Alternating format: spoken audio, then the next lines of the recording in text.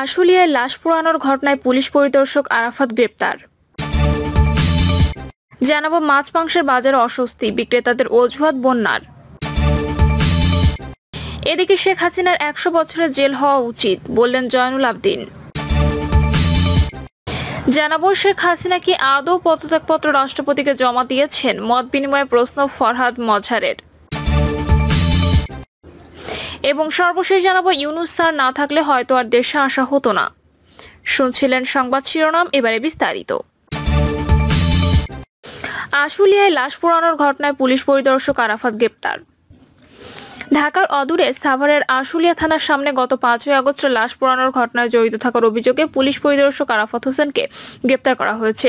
আজ র্যাবের পক্ষ থেকে গণমাধ্যমে পাঠানো খুদে বার্তায় এই তথ্য জানানো হয়। খুদে বার্তায় বলা হয়, গত ৫ই আগস্ট আশুলিয়া থানার সামনে লাশ পোড়ানোর ঘটনায় সম্পৃক্ত আরাফাতকে গ্রেপ্তার করেছে র্যাব-৩।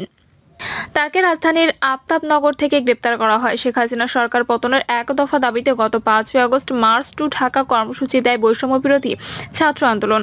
ছাত্র জনতার অভ্যুত্থানে এদিন আওয়ামী লীগ সরকারের পতন হয়। এদিন প্রধানমন্ত্রীর পদ থেকে পদত্যাগ করে শেখ হাসিনা দেশে ছেড়ে ভারতে চলে যান। মাছ মাংসের বাজারে অস্বস্তি, বিক্রেতাদের অজুহাত বন্যার। লাগামহীন নিত্যপণ্যের বাজারে যেন স্বস্তি ফিরছে না কিছুতেই। একদিকে দাম কমলে অন্যদিকে শুরু হয় বাড়ানোর পায়তারা। দ্রব্যমূল্য নিয়ে বারবারই ভোক্তাদের অভিযোগ থাকলেও নানা অজুহাত নিয়ে বিক্রেতারা থাকেন সদা প্রস্তুত।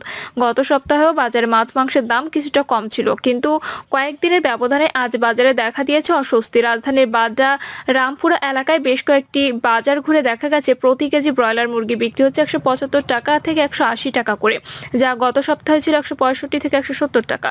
বিক্রেতাদের দাবি, সম্প্রতি বৃষ্টি ও বন্যার কারণে ফসল, মাছ ও মুরগির খামার ক্ষতিগ্রস্ত হয়েছে। এতে বাজারে কমে গেছে পণ্যের সরবরাহ, ফলে দাম কিছুটা ঊর্ধ্বমুখী। বাজারে দেখা যায় সোনালী মুরগি বিক্রি হচ্ছে কেজি ২৮০ থেকে ৩০০ টাকার মধ্যে। প্রতি কেজি গরুর মাংস বিক্রি হচ্ছে ৭৫০ থেকে ৮০০ টাকায়, খাসির মাংস ১০৫০ টাকা থেকে ১১০০ টাকা এবং ছাগলের মাংস বিক্রি হচ্ছে ১০০০ টাকায়। অন্যদিকে মাছের বাজারে পাঙাশ, তেলাপিয়া ছাড়া আর কোনো মাছেরই তেমন অস্বস্তির খবর পাওয়া যায়নি। বাজারে প্রতি কেজি পাঙাশ ১৭০ থেকে ১৮০ টাকা, তেলাপিয়া ২০০ থেকে ২৫০ টাকা, চাষের কই ২৫০ থেকে ২৭০ টাকা, কার্প জাতীয় মাছ ৩০০ টাকা, চাষের শিং ৩৫০ থেকে ৪০০ টাকা, সাগরের পোয়া ৪০০ থেকে ৬৫০ টাকা ও বাইলা মাছ বিক্রি হচ্ছে ৬৫০ থেকে ৭০০ টাকায়। মধ্যমাধ্যে এলাকার গরুর মাংস বিক্রেতা শান্ত মিয়া বলেন, আজকের বাজারে গরুর মাংস বিক্রি করছি ৭৮০ টাকা, খাসির মাংস ১১০০ টাকা, কলিজা বিক্রি করছি ৭৮০ টাকা করে। এছাড়া গরুর পায়া ৮০০ থেকে ১০০০ টাকা পর্যন্ত জোড়া, তবে কেউ কেউ ৭৫০ টাকায় বিক্রি করছে। বিষয়টা আসলে নির্ভর করে মাংসের মানের উপর। এদিকে মুরগির মাংস বিক্রেতা মনসুর আলী বলেন, গত কয়েকদিনের তুলনায় আজ ব্রয়লার মুরগির দামটা একটু বেশি। গত সপ্তাহে ১৭০ টাকা কেজি বিক্রি করেছি, আজকে ১৮০ টাকা। বাজারে মুরগির চাহিদা বেশি, কিন্তু সে অনুযায়ী সাপ্লাই নিয়ে শুনেছি বন্যার কারণে অনেক খামারের ক্ষয়ক্ষতি হয়েছে, যেই কারণে সে চাপটা এসে পড়েছে বাজারে। তিনি আরো বলেন, সাপ্তাহিক ছুটির দিনে মাংসের চাহিদাটা একটু বেড়ে যায়। বাজারে যদি সেই পরিমাণ সরবরাহ না থাকে তাহলে দাম বেড়ে যায়। এখানে আমাদের কিছুই করার থাকে না। বাজার করতে আসা মাহমুদুল হাসান নামে এক ক্রেতা বলেন, বাজারে সবকিছু দাম বাড়তি, কিন্তু আমাদের আয় তো বাড়েনি। ২টা টিউশনি করিয়ে আগে যা পেতাম এখনো তাই পাই, কিন্তু যেভাবে সবকিছু দাম বাড়ছে তাতে আমাদের মতো মানুষের কিছুই কিনে খাওয়ার উপায় নেই।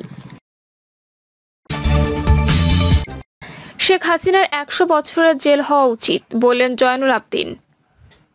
বিএনপি চেয়ারপারসন উপদেষ্টা জয়নুল আবদিন ফারুক বলেছেন, বিএনপির ভারপ্রাপ্ত চেয়ারম্যান তারেক রহমান যদি ২১শে আগস্ট মামলায় বিনা কারণে আসামি হতে পারে, খালেদা জিয়া যদি ২ কোটি টাকায় মামলায় ৫ বছর জেল খাটতে পারে, ১১৮টি মামলার জন্য শেখ হাসিনাকে হিন্দুস্তান থেকে এনে ১০০ বছর জেল দেওয়া উচিত। জয়নুল আবদিন বলেন, গত ১৬ বছরে শেখ হাসিনা বাংলাদেশকে ভারতের অঙ্গরাজ্য বানানোর জন্য যে চেষ্টা আপনি করে গেছেন, বাংলাদেশের ছাত্র জনতা বুকে রক্ত ঢেলে দিয়ে আপনার সে আশা চূর্ণ বিচূর্ণ করে দিয়েছে। ইউটিউব থেকে শুনেছি তিনি বাংলাদেশের বর্ডারের কাছে আছেন। এমন কথা বলতে তার লজ্জা লাগে না? হুসাইন মোহাম্মদ এরশাদ তো চোর ছিল, বাটপার ছিল, ক্ষমতা দখল করেছিল জোর করে, তবুও সে কিন্তু দেশ থেকে পালিয়ে যায়নি। আপনার যদি আপনার পিতা ও আপনার পরিবারকে নিয়ে এত অহংকার স্বাধীনতা নিয়ে এনেছেন নাকি আপনারা, তাহলে পালালেন কেন? পালানোর এই কারণে আপনি ছিলেন চোর, আপনি ছিলেন গণতন্ত্র হত্যাকারী, আপনি ছিলেন ইলিয়াস আলী চৌধুরী আলমকে গুম করা, আপনি ছিলেন আমার নেত্রী বেগম জিয়াকে বিনা কারণে মামলায় দেওয়ার হুকুমদাতা। আওয়ামী লীগ নেতাকর্মীদের উদ্দেশ্যে তিনি বলেন, কোথায় মায়া চৌধুরী, কোথায় মতিয়া চৌধুরী, কোথায় আব্দুল হামিদ, কোথায় শাহজাহান খান, কোথায় শামীম ওসমান? আপনাদের চেহারা তো দেখি না। পালিয়েছেন নাকি বাংলাদেশে আছেন এটা আমার বিষয় না।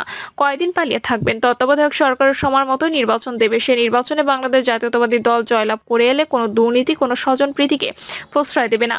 জনগণের প্রতিনিধি হিসেবে সংবিধান অনুযায়ী কাজ করবে। আইনের আওতায় আপনারাও নিশ্চয়ই আসবেন। শেখ হাসিনা কি আদৌ পদত্যাগপত্র রাষ্ট্রপতিকে জমা দিয়েছেন? মতবিনিময়ে প্রশ্ন ফরহাদ মজহারের। ছাত্র জনতার গণঅভ্যুত্থানে গত 5ই আগস্ট প্রধানমন্ত্রীর পদ থেকে পদত্যাগ করে দেশ ছাড়েন শেখ হাসিনা, কিন্তু তিনি পদত্যাগপত্র আদৌ তার রাষ্ট্রপতির কাছে জমা দিয়েছেন কিনা এ নিয়ে প্রশ্ন তুলেছেন দেশের বিশিষ্ট কবি ও বুদ্ধিজীবী ফরহাদ মজহার।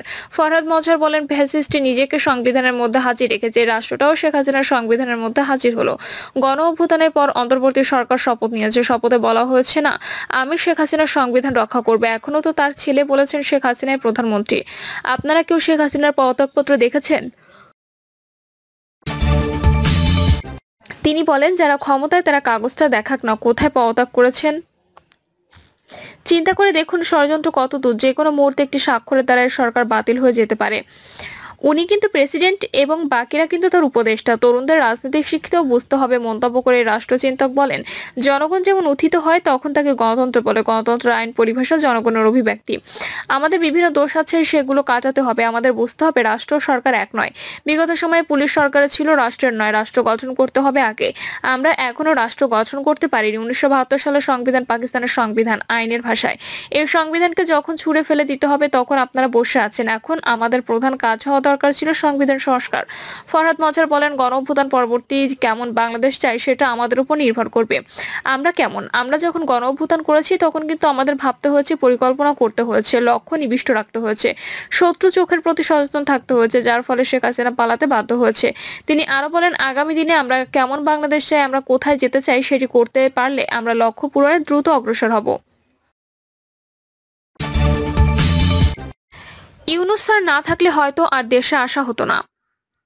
দিন যতই গড়াচ্ছিল, স্ত্রী সন্তান সহ পরিবারের চিন্তায় ঘুম হারাম হয়ে গিয়েছিল। বিদেশের কারাগার জীবনের বিভীষিকাময় দিনগুলোর স্মৃতি এখনো তাড়া করছে আমায়। ভাবছিলাম জীবনে আর দেশে ফিরতে পারবো না, পরিবারের সাথে কখনো দেখা হবে না। মহান আল্লাহর অশেষ রহমতে ইউনূস স্যারের প্রচেষ্টায় আমরা জেলমুক্ত হয়ে বর্তমানে দেশে আছি। তিনি না থাকলে হয়তো কোনোদিন দেশে আসা হতো না। স্যারের প্রতি কৃতজ্ঞতা। আজ সাংবাদিকদের কথাগুলো বলেছিলেন সংযুক্ত আরব আমিরাতের কারাগার থেকে মুক্ত হয়ে দেশে আসা 14 বাংলাদেশের একজন ফরিদ আহমেদ শাহিন। ফরিদ আহমেদ শাহিন কুমিল্লা 14গ্রাম উপজেলা 14গ্রাম পৌর শহরের লক্ষ্মীপুর গ্রামের আলী আহমেদের ছেলে। 7 সেপ্টেম্বর প্রথম ধাপে মুক্তিপ্রাপ্ত 57 প্রবাসী দেশে ফেরত আসেন। তাদের মধ্যে ফরিদ আহমেদ শাহিন একজন। গত জুলাই মাসে সরকারি চাকরির কোটা সংস্কারের দাবিতে বাংলাদেশ যখন বিক্ষোভ উত্তাল, সে সময় তাতে সংহতি জানিয়ে সংযুক্ত আরব আমিরাতের রাস্তায় বিক্ষোভে নেমেছিলেন বাংলাদেশিরা। 20 জুলাই সন্ধ্যায় দুবাইয়ের শারজাহা ও আজমানের বিভিন্ন এলাকায় সড়কে বিক্ষোভের সময় 57 বাংলাদেশিকে আটক করে আমিরাতের পুলিশ। দুদিন পর দাঙ্গা, যোগাযোগে প্রতিবন্ধকতা সৃষ্টি এবং সম্পাদহানির মতো অভিযোগে তাদের 3 জনকে যাবজ্জীবন, একজনকে 11 বছর এবং বাকি 53 জনকে 10 বছর করে কারাদণ্ড দেয় স্থানীয় আদালত। এরপর বাংলাদেশিদের জন্য ভিসা সুবিধা অনির্দিষ্টকালের জন্য বন্ধ করার ঘোষণা দেয় আমিরাত সরকার। 5 আগস্ট বাংলাদেশের রাজনৈতিক পট পরিবর্তনের পর ক্ষমা পান সেই 57 বাংলাদেশি। প্রধান উপদেষ্টা ডক্টর মোহাম্মদ ইউনূসের অনুরোধে তার প্রতি সম্মান দেখিয়ে প্রবাসীদের ক্ষমা করে দেন আমিরাতের প্রেসিডেন্ট মোহাম্মদ বিন জায়েদ আল নাহিয়ান। ফরিদ আহমেদ শাহিন বলেন, আমরা স্বতঃস্ফূর্তভাবে ওই মিছিলে অংশ নিয়েছিলাম। আমরা চেয়েছিলাম স্বৈরাচার হাসিনা আমাদের দেশের শিক্ষার্থীদের বুকে আর একটাও যেন গুলি না চালায়। আমরা জানতাম প্রতিবাদ করলে রাজতন্ত্র আইনে আমাদের শাস্তি পেতে হবে। সেই শাস্তিকে উপেক্ষা করেই আমরা আন্দোলনে নেমেছিলাম। পরদিন ওই দেশের পুলিশ আন্দোলনরত বাঙালিদের গ্রেপ্তার করে দ্রুত সময়ের মধ্যে যাবজ্জীবন সহ বিভিন্ন মেয়াদের সাজা প্রদান করে। আমরা খুব হতাশ হয়ে পড়েছিলাম। গ্রেপ্তার করে নিয়ে যাওয়ার পর কোনো উপায় দেখছিলাম না। সারাক্ষণ পরিবারের দুশ্চিন্তায় সময় কেটেছে। অবিরত চোখের পানি ঝরিয়েছে। আল্লাহর কাছে একটাই চাওয়া ছিল, আল্লাহ আমাদের এই অন্ধকার কুঠুরি থেকে মুক্ত করে পরিবারের কাছে ফিরিয়ে দিই। তিনি বলেন, 45টা দিন আমার কাছে কয়েকশো বছরের মতো লেগেছিল। সময় যেন ফুরাচ্ছিল না। জেলে বন্দী থাকা অবস্থায় হঠাৎ একদিন শুনলাম আমাদের মুক্তির বিষয়ে বাংলাদেশের সরকার আমিরাতের সাথে যোগাযোগ করছে। বিশ্বাস করুন, সাথে সাথে সিজদায় পড়ে গেছি। আর কয়েকদিন পর শুনলাম আমিরাতের রাষ্ট্রপতি আমাদের সাধারণ ক্ষমা করে মুক্ত করার নির্দেশ বিদায় দিয়েছেন। জীবনের সবচেয়ে আনন্দের খবর আমার কাছে সেটিই ছিল। ডক্টর মোহাম্মদ ইউনূস স্যারের প্রতি কৃতজ্ঞতা প্রকাশ করে শেষ করা যাবে না। তিনি আরো বলেন, 57 জনকে সাজার খবর প্রকাশিত হলেও সাজাপ্রাপ্তদের প্রকৃত সংখ্যাটা 114। আমি সরকারের কাছে অনুরোধ করব 57 জনের বাইরেও আরো 57 জনকে সাজার খবর প্রকাশ করতে। বিক্ষোভ করতে গিয়ে যেসব বাঙালি প্রবাসী জেলে বন্দী আছেন সবাইকে যেন মুক্ত করার উদ্যোগ নেওয়া হয়। প্রিয় দর্শক, এই ছিল এখনকার সর্বশেষ সংবাদ। আপডেট সব সংবাদ পেতে চ্যানেলটি সাবস্ক্রাইব করে বেল আইকনটি ক্লিক করে রাখুন।